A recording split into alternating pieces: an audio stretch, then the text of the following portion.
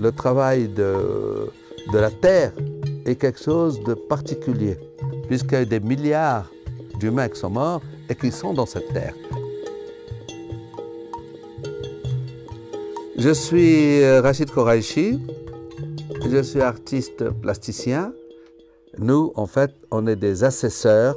On utilise toutes les techniques qu'on nous a apprises pour les mettre à disposition de l'objet ou du mystère dans lequel on voudrait entrer, et ce mystère lequel on souhaite vraiment le partager à d'autres, d'aller chercher, de faire une forme, je dirais presque, de fouille archéologique dans notre âme.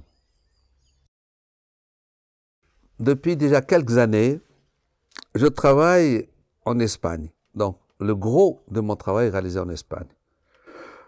J'ai rencontré Faktoum Arte par hasard, qui était là d'October Gallery de Londres. Et je leur dis, voilà, j'ai vu cette tapisserie, on m'a dit, c'est Faktoum Arte.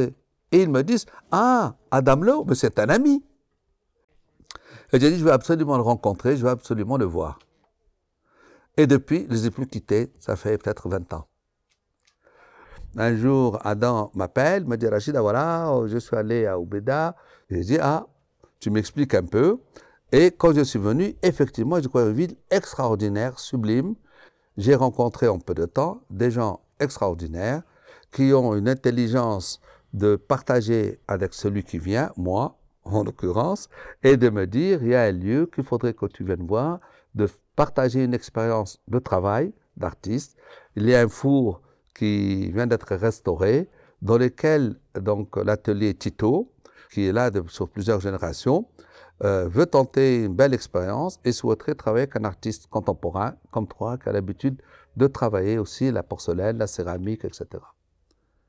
Et je souhaite, parce que là, ils ont tourné disons, un sosie de la jarre aux gazelles au musée donc, de Grenade, donc très belle, magnifique, très grande pièce, magique, vraiment.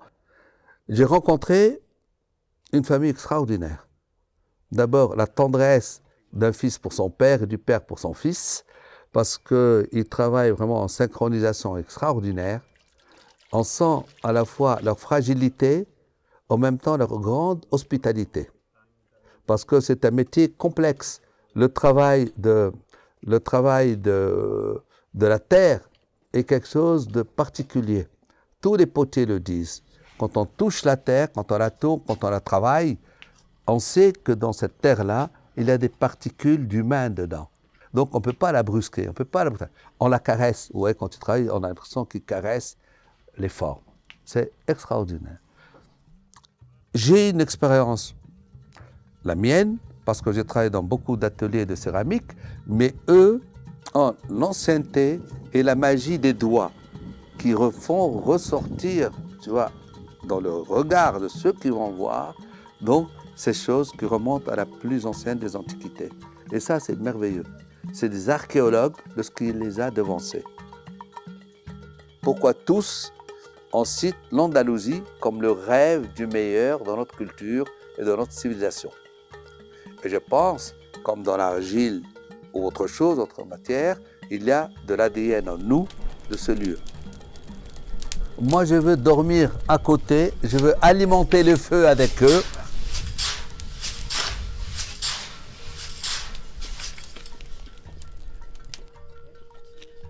Parce que ça peut se détruire dans le four, comme ça peut ressortir dans une splendeur.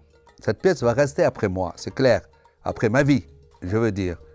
Et qui va rester comme, à mon avis, une forme de mémoire de ma présence ici, même si ma mémoire physique, un jour, ne sera plus là. Mais elle va continuer ma vie différemment, mais ce sera aussi une part de ma vie.